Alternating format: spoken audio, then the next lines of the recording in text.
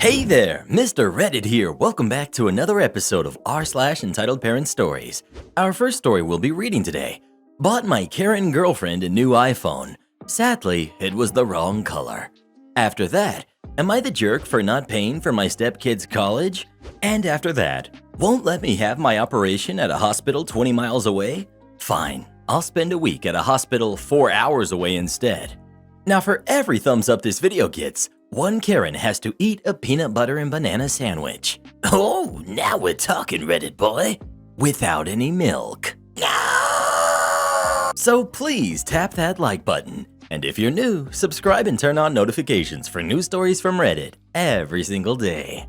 Bought my Karen girlfriend a new iPhone. Sadly, it was the wrong color. It was my girlfriend's 23 birthday, and I, 25 male, got her an iPhone 12 Pro, as she's been wanting one for a while, so I saved up and it was very expensive. When I surprised her with it, I was expecting her to be excited, but instead, she told me that she wanted a black one, not a white one. The thing is, she never told me she wanted black. She just always said she wanted the phone itself. When I told her I didn't know, she told me that I ruined her birthday and just left. I was honestly in shock and disbelief that she was so upset about a phone color. I didn't know what to do with the phone and planned on taking it back. But then I remembered that my sister, who's 19, just had a baby and unfortunately had to drop out of college to find a job. I decided that I was going to give the phone to her since the phone she had was not working well anymore. I told her that I would give the phone to her, but I still had to check if my girlfriend changed her mind. So I texted her saying, "This is your last chance to change your mind about the phone because I plan on giving it to my sister." And she just texted me back, "I don't care." I asked her one last time, and again she said, "I told you I don't care." So that was that. A few hours later, I was in bed when my girlfriend came in and asked me where was her phone, and I told her, "I thought you didn't want it." "I'm sorry, but it's too late now. I already gave it to my sister." She got angry and started shouting at me, saying that she thought I was joking and that it was her phone, so I had no right to give it away, and started stomping her feet, saying she wanted her phone back right now. I lost my cool and told her, "You are an adult behaving like a kid who didn't get their way. I asked you twice if you wanted the phone and you said no. Now, please leave me alone and stop behaving like a toddler." She stomped her way out of the room and texted me saying that I was a jerk, and now all of her friends are ganging up on me. So now I'm wondering, am I the jerk? Well, who do you think is the jerk? OP or his girlfriend? Please let us know. The only way you're the jerk is if you stay with her.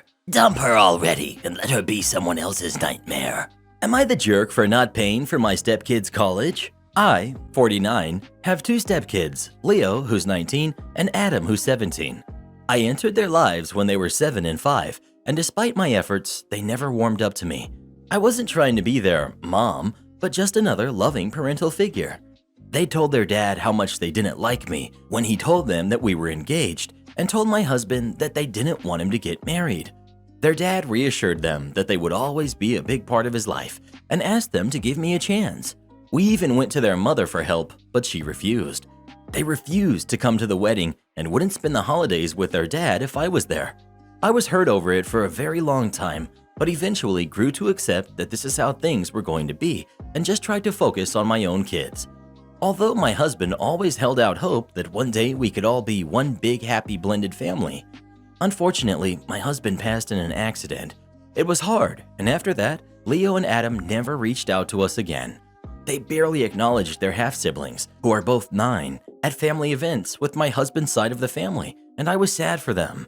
Fast forward to now, and my niece, sister-in-law's daughter, is going to college, and I agreed to give her $30,000 after sophomore year. My husband loved his sister and niece, so I was more than happy to do it.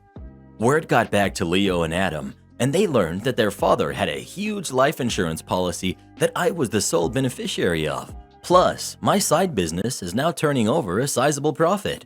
They reached out to me, angry that I was hoarding their father's money and threatening to sue if I didn't tell them how much I got and get half. I was upset, but calmly explained to them that 1, life insurance isn't the same as an inheritance, so they had no legal claim to it. 2, when I initially received the payout, I gave some to their mom to hold on to for them until they were of age. They didn't believe me until I sent them proof, and apparently their mom used the money to cover living costs and there was nothing left for them. Since I used some of the insurance money to fund my business, mother-in-law is asking me to pay for Leo and Adam to go to school, but I don't want to. They literally haven't spoken to me in years, and the first time they do, it's to demand money. Mother-in-law asked me to think of my own kids and how Leo and Adam may take out their resentment towards me on them. If that's the case, then I don't care to foster a relationship between them. Am I the jerk? ETA. I keep seeing this, so I'll add it in here. 1. The life insurance policy was through my husband's job, and I was automatically named. My husband could have changed it, but didn't get around to it. 2. While my stepkids were never named in the policy, there was always an understanding between us that I would give up some of the money to help Leo and Adam out, which is why I gave it to their mom. 3. No, there wasn't an official will, but it was my husband's intention to make one once he turned 60, but this happened in his late 40s. 4. As for the survivor's benefits, I can't say if Leo and Adam got some since their mom and them never talked to me, and I never received anything in the mail about it. I'm guessing their mom took the money I gave her and didn't think that she would need anything else. ETA again. Keep seeing this as well, so I'll comment here. 1. While I don't feel comfortable giving the exact amount, I will say that I gave their mother around 40% of the overall policy. It's the same amount that I saved for my own kids, while keeping 20% for myself as the spouse. Part of my 20% is what I used to start my business. 2. I didn't put the money into a trust for them because I trusted that their mom would do what she thought was best for them and didn't bother to keep tabs on it. 3. Up until they called me, I didn't know my stepkids didn't have money for college. 4. Neither my husband or I had wills at the time because we thought we were both too young for those, but since his passing, I have made one for myself. 5. My stepkids are welcome to try, but I doubt that they can sue me for anything because most of my husband's savings went to paying funeral costs and any debt he had prior to his passing. The house we lived in was a gift from my side of the family with the condition that it would be solely in my name. 6. I also love sister-in-law's daughter and have a relationship with her, which is one of the reasons why I'll be giving her $30,000. It won't take care of all of her expenses, but it is a good start. Well, what do you think? Should OP pay for their stepkids' college or not? Please let us know. I wouldn't pay anything for those little monsters. They made their bed, now they get to lie in it. Won't let me have my operation at a hospital 20 miles away? Fine, I'll spend a week at a hospital 4 hours away instead. This happened about 10 years ago, not long after I was diagnosed with endometriosis. I live in the UK, so we were lucky to have the NHS. However, the rules can differ in different parts of the UK. At the time this malicious compliance occurred, I lived in North Wales, about 4 miles from the border of England. With endometriosis, there are 2 different types of surgery you can have to remove it: excision and ablation. Excision is much more effective, but can only be performed by specialist surgeons at certain hospitals which are classed as accredited endometriosis centers. In order to be classed as one of these specialist centers, a hospital needs to perform a certain number of very complex surgeries each year amongst other criteria. At this time, if you lived in England, you had a right to choose where you were treated. So if you had endometriosis and lived in, for example, Liverpool, but your local hospital wasn't an accredited endometriosis center, you could choose to have your surgery in Manchester instead. Wales had a similar rule, but you could only choose to be treated at another hospital in Wales. Doesn't sound too absurd in principle. However, Wales had 1 accredited center at the time, Cardiff, South Wales, and England had about 20. I had already tried ablation surgery and it hadn't worked. I was in extreme pain every day and was getting to the point where I was unable to work or go to college. I went to see my GP to ask for excision surgery. I mentioned the right to choose, which I had been told about, and asked if I could be referred to a specialist on the Wirral, which was a 20-minute drive away. I was told this wasn't possible as it was over the border in England and that I could only choose from hospitals in Wales. Where I lived, I was so close to the border that the nearest big town was in England. Until the month before, I had worked in England every day. I crossed the border to England every time I went to do my weekly shop, but I wasn't allowed to go there for healthcare. The only specialist in Wales, as I mentioned, was in Cardiff, which was a 4-hour drive away. When I asked my not very good GP what else I could do as I needed the surgery, his reply was, "Not a lot, unless you're willing to go to Cardiff for it." This is when I had my idea. I calmly turned around to the doctor and said, "Okay then." You see, the thing with excision surgery is, although it can take several hours and be a large operation, in most cases they will let you go home the same day, as long as you have someone to collect you. So I calmly explained that yes, I'd be happy to travel to Cardiff. However, my dad couldn't drive that far, so I wouldn't have anyone to bring me home. This would mean they'd have to keep me in for up to a week until I was well enough to take the train home, as opposed to sending me to the hospital 20 minutes from my house where my dad could pick me up the same day. I got a call the next morning to say they had approved my request to have the operation at the hospital just over the border. My grandpa versus the evil teacher. My grandfather has told me this story, and I only recently realized it was malicious compliance, so I decided to share it. My grandpa is ambidextrous and liked to switch whatever hand he was writing with for the other when his hand got sore. Unfortunately, at the time, left-handed writing was seen as a sin, so if he ever used his left hand, he would get hit with the ruler. Fun times in the 1950s. One year in grade school, he got this really mean teacher who made her students write until their wrists hurt. She made them write long papers about things my grandpa can't remember, and every time she saw Grandpa give his right hand a break, she'd smack him with the ruler. Now, my grandpa is a stubborn man, always has been, but he's also very clever. So the second he got the chance, he pulled what he likes to call the fast one over her. This one day, his teacher had everyone write about something and told them that no matter what, she didn't want to see the pencils leave their right hand. My grandpa had a light bulb moment and decided to obey her to the letter. The teacher forced Grandpa's class to write until lunch before collecting their papers. Then, when everyone was eating, she made her rounds.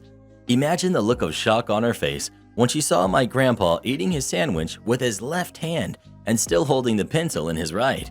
She screamed at him before smacking him with the ruler and telling him to eat properly.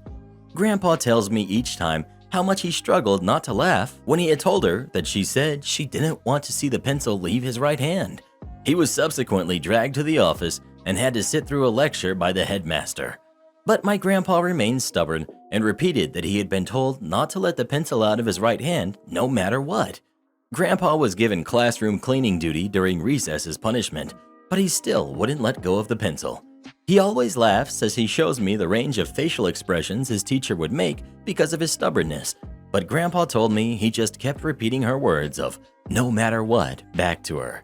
At the end of the day, Grandpa was sent home with a paper insisting upon a parental meeting over Grandpa's stubbornness and a lack of respect for his teachers. Grandpa's dad, my great-grandpa, Grampy, actually thought it was a riot, according to Grandpa, and would tell me about how Grampy laughed off the headmaster and teacher, telling them that his son did exactly what they told him to. Not to mention that since the teacher said no matter what, Grandpa has a right to hold on to that pencil. Grampy then treated Grandpa to sweets and told him to keep it up.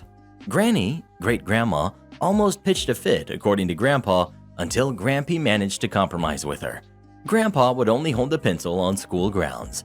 Grandpa told me that Granny still didn't approve but decided to let them reap what they sow.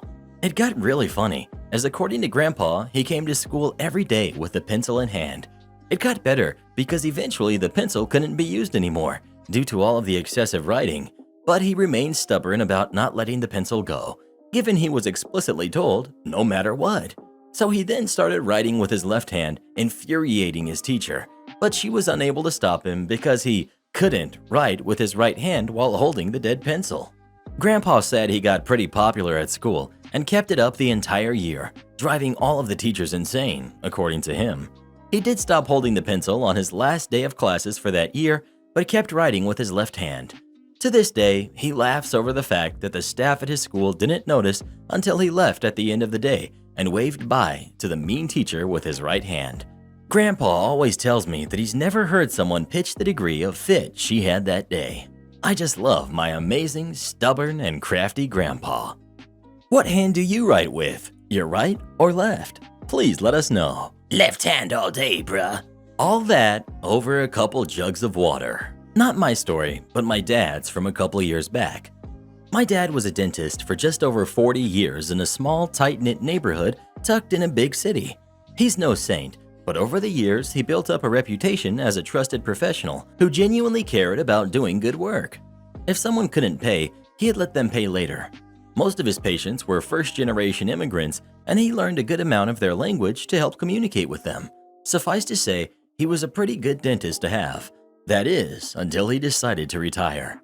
When the financial crisis hit in '08 and '09, my dad had been thinking about retiring for a while, but due to the market crash, he decided it would be better to wait it out a couple more years, early 60s, so he had some time. Then in 2015, he decided enough was enough and he had to get out. Business was back up, but at his stage in life, it became just a constant headache running a dental practice, constantly worrying about his staff in his office. He needed out.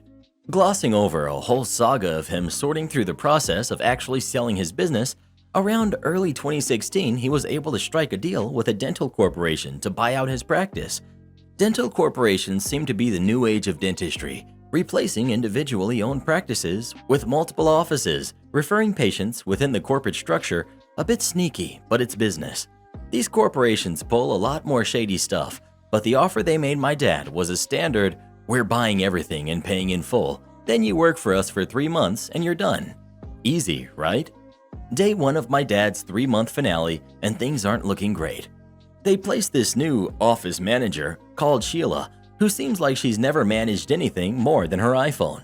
My dad, having managed his business for 40 plus years, starts asking if she's going to do X, Y, or Z, and all he gets in response is, "You're the dentist, I'm the manager. Don't you have teeth to look at?" Hoping that his office doesn't have to fall apart while he's still there, my dad asks his hygienist/front desk staff to go through the regular orders and such, even if the manager forgets. This keeps them afloat for a while. Then, one by one, the staff are beginning to be retrained. Sheila brings in new booking software even she doesn't know how to use, and the front desk can't figure it out. Bookings are a mess, orders are getting missed, and within a couple weeks, 2 of them are let go for more competent replacements. My dad is not happy. The staff weren't perfect, but they were from the neighborhood and were also part of the reason why the patients came to his office. Soon after, they fired one of the hygienists for being late for a 3rd time, which leaves only 1. All these staff are being replaced by people personally vetted by Sheila. Of course, they aren't familiar with the patients or the office, and they are going downhill fast. All the while, Sheila's barking at him, power tripping. They haven't found a replacement dentist yet, so they plan on bringing in dentists from a nearby office to fill in the day after he leaves, so no proper transition. Without another dentist, the only person who knows all of the little quirks in the office is my dad, and the hygienist, to a degree. At this point, my dad doesn't even care about the office. There was no way his patients would have been taken care of here, so better for them to get started on finding somewhere better. It was my dad's last day that Sheila finally slipped. There were no patients booked for that afternoon, so my dad was planning on leaving the office early and getting a head start on his retirement. Sheila had other plans. She asked my dad, as one of her employees, to pick up some water for the operatory equipment, among other supplies that my dad usually had his assistants pick up. In my dad's head, this was very disrespectful to his long career as a dentist, and in that moment, something in his head clicked. He asked Sheila, "Just to clarify, you want me to get water, right?" Sheila was a bit confused, thinking he was being stupid, and replied, Yes, water. In a bottle? You've been doing this for how long and you've never bought water?" To which my dad replied, "Well, I'm just the dentist, and you're the office manager." Not wanting to risk breaching his contract for the sale of his office, my dad slipped my hygienist the order list, had her buy a bunch of jugs of water with other supplies, which she drove back to the office for him to bring inside, and started his beautiful journey of retirement. Little did Sheila know, operatory equipment is pretty delicate stuff, and for 40 years, my dad had clearly instructed his staff to buy distilled water, as regular old water has a hefty amount of minerals which seriously damage dental equipment. According to the hygienist, the entire office went to a screeching halt since all of the equipment was malfunctioning, and it took a week for Sheila and the new dentist to even figure out what was wrong. They had electricians come in before, calling a service guy for the equipment, which makes no sense. They were already bleeding patients since none of them trusted the new management, and a week of cancellations was essentially the end of their business when it came to the regulars. The hygienist quit after a couple of weeks from the way she was being treated, but it took a surprising 9 months for the office to close for good. I double-checked Sheila's LinkedIn profile, and she got promoted to dental assistant at another one of the corporation's offices. As for my dad, he was pretty bummed to see the whole thing crash and burn, but he was happy to help Sheila land a new job. Why are you resting? Get me a fork. I work at a busy Japanese restaurant, and my coworkers had an encounter with a table full of entitled Karens consisting of an older woman and a bunch of middle-aged to younger women. At this particular time, it was relatively lively. I was busy handling orders in the kitchen while the hall staff were running around like headless chickens trying to take everyone's order. One of my coworkers starts to take Karen's table's order. When they list off 20 or so items, he says, "All right, give me a second while I input all of this." Older Karen did not like this at all. "No, do it now." Soon after receiving their order, they complained that the lotus chips older Karen received were overcooked. Our lotus chips typically are fried to all heck to remove the sweetness and moisture. We then keep them wrapped and in containers out in the front for easy service. They taste pretty good and are by no means overcooked. But whatever, I guess they gave them another batch of chips that were cooked the exact same way and they didn't complain about it again. Once some empty dishes have piled onto their table, coworker comes with a tray to collect it. As he pulls up to the table, he's holding the tray in one hand with a lax wrist and is by no means ready to carry anything. Before he can properly support it so that he can grab things, two younger Karens dump their beer glasses on the tray. The tray is at an angle and isn't supported, so my coworker quickly scrambled to make sure they didn't fall. Things started to slow down, so one of my managers took her break. She was relaxing on her phone when older Karen storms over. "Why are you resting? Get me a fork." I remember watching this happening. I didn't hear anything, and I just figured everyone else was busy, so she asked her for help. Turns out, I bore witness to Karen entitlement. Since my coworkers are mostly Japanese, where customer is always king, and despite living in a society where you can tell these people to buzz off, we had to leave them be and remain polite. There is a limit on their dining time, so the second it's up, they told them to leave. They get up to pay and then sit back down. They're asked to leave 3 more times to make way for more customers. They don't leave at all. Then, when it suits them, they finally leave.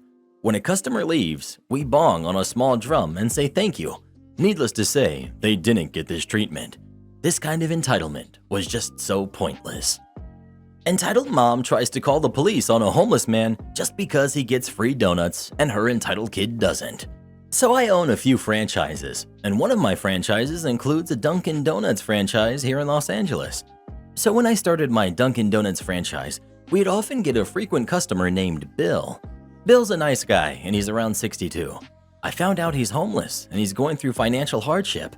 I can relate a bit because, I was born and brought up in poverty. There would be days as a kid where my family didn't know whether we could have a meal tomorrow. It was sad times, but I'm glad my dad gave me the best education he did, and because of that education, I'm financially well off. I don't have to worry about money for me, my kids, or my dad. Back to Bill. Now, since Bill is a nice guy, he never causes any trouble, and he's so positive and kind and loving. So then I told Bill to come at closing time around 9 p.m. At closing time, we don't have any customers, and we are half open. We don't make any fresh donuts, and we turn off most of the lights, etc. So it doesn't look opened, but for Bill, it's open. So every day at 9 p.m., Bill comes in. We've been doing this for a few years. I hand him a couple of water bottles and all of the leftover donuts, a cup of coffee, leftover snacks, to make sure he isn't hungry. He always loves the food, and when I hand him the food, he becomes so happy, and it makes me happy that I'm able to help him. Yesterday, we're doing the same thing, closing the store down, etc. Bill comes in at 9 p.m. and I hand him the food. Then an entitled mom with entitled kid walked into the store. It's closing time. My employee asks her what she'd like. Then entitled mom looks to the left and sees that I'm handing the donuts and food to Bill. And then I greet Bill goodbye and give him a hug and tell him goodnight. Entitled mom quickly stops Bill at the door and then says, Wait, hold up. You didn't pay for this? You stole this? I'm going to call the cops on you. I tell Bill, it's okay, man. It's fine. You can go. Take care. I'll deal with this. Entitled mom starts yelling at me and telling me that she's going to call the cops on me because I gave free donuts to Bill. She then proceeds to tell me that I'm not allowed to give free food to homeless people.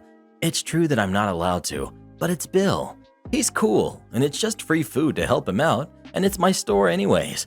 Entitled kid keeps yelling, "Mommy, I want donuts, I want donuts," on and on. Entitled mom then demands that I also give her entitled kid free donuts too, because I gave free food to Bill. At that point, I just lost it and told her to get out of the store before I call the cops on you for trying to harass Bill and me. Then she leaves, finally. You know, this is like the first time I've seen a person who would have a problem with a homeless man getting free food. Like, there have been other customers who have seen me hand food to Bill before and they don't say a word. But first time I've had an entitled mom get mad at me for giving free food and then demanding that I give her entitled kid free food. Rudest customer I've ever had. My restaurant opened up about a week ago, and it's been pretty slow, especially in the mornings. After having only one two-top at the bar an hour after opening, I was relieved when another lady finally walks up. We have signs that say "table closed" to prevent people from walking up to the bar. All guests are supposed to be seated by a host. This lady somehow bypassed the hosts, sees all the closed signs, and snaps at me. "Where do I sit?" I was caught off guard for a second because of her attitude, because I haven't had anyone bypass the hosts to come to the bar yet. Usually, nobody can get in without speaking to a host first. However, we were so slow, and I didn't care. I just told her she could just sit at the open spot and moved the closed sign for her. I ask her how she's doing, and she just sighs and looks at me, not replying for a couple seconds until she finally says flatly, "Good, how are you?" She asks for an iced tea to drink, and I bring it to her. Now, the restaurant I work at has taken away all of the salt, pepper, and sugar caddies off of the tables in the bar. We have salt, pepper, and sweetener packets that we have, by request only, that we're supposed to give out. Normally what happens is I drop off a tea, they say, "Can I get some sweetener?" and I get it for them, no problem. This lady, however, without saying a word, gets up and walks away. I assume she's going to the bathroom. She comes back, glaring at me, and literally slams down a bag of sweetener on the table that she must have got from her car. I tell her, "I had sweetener back here for you." She snaps, "Oh, did you?" Very sarcastic and rudely. I was literally 6 feet away from her the entire time. All she had to do was ask me. She squeezed her lemon in the tea and literally throws it on the bar top. She orders her food with me, which default comes with a certain type beans. We have other types of beans, and I usually ask if the default beans is what they want, but she seemed so irritated at it and was being so rude and short, I decided not to ask her. If she wanted a different bean, it would take me 30 seconds to change it out. My manager was walking by and heard the way she was talking to me and asks her if everything is okay. She is visibly upset, yet keeps telling him she's fine. The other bartender asks what he can do for her to make her experience better. She literally ignores him. My manager brings out her food and she goes, "Should I have been asked what type of bean I wanted?" He says, "Did you want a different bean? I can get that for you." "That's not what I asked. Should she have asked me what kind of bean I wanted?" "Those are the default beans, but yes, I suppose she should have asked. I can get you other beans if that's what you want. It will take less than a minute." "That's not what I want. I just wanted options." Her tone is very belligerent and hostile throughout the whole exchange. Since there's nothing he can do for her, he walks away. She snaps at me to bring salt, so I do. Then she snaps at me to bring pepper, so I do. Then my general manager walks by and asks her what's wrong. That's how visibly angry this woman is. At first, she snaps, "Nothing's wrong," but then proceeds to tell him just how awful I am. How I'm the worst server ever. She asks him if I have ever gone through training because I clearly have no idea what I'm doing. Then she turns to me and in the most condescending tone, like it was the most obvious thing in the world, says, "Can I get the bill and a to-go box?" She had just barely got her food, so excuse me for not reading your mind knowing you were done. I leave to get the to-go box and my general manager asked me what was going on. I take maybe 2 minutes to brief him on the situation, and apparently the whole time I was gone, she was saying, "Why is she taking so long? Where is she?" I bring her the box, and she's boxing up her food, literally slamming her plates and stuff all over. This lady is crazy. So I didn't want to bring the bus tab over to her and start taking plates away because she was still boxing her food and I didn't want her to get mad at me for taking something too early. My plan was to wait until she was done to take her plates away. However, she looks at me and snaps. Are you gonna come take some of these plates away? The entire time I'm taking her plates away, she's berating me. Is this your first day? Do you even know what you're doing? I used to be a server and I would make $100 a shift because I knew what I was doing. I asked people what kind of beans they wanted with their meal. I just kept going, yeah, good for you. That's great that you're so good at serving. She hasn't put the card in the check presenter, but I see my other guest has. I'm literally in the middle of paying out my other guest when she goes, hello, like I'm supposed to stop helping the other guest and help her instead. I just ignore her, thank my other guest, and then pay her out. I tell her it was a pleasure serving her, my voice dripping with sarcasm, and she leaves, leaving me with a big fat 0 on her tab.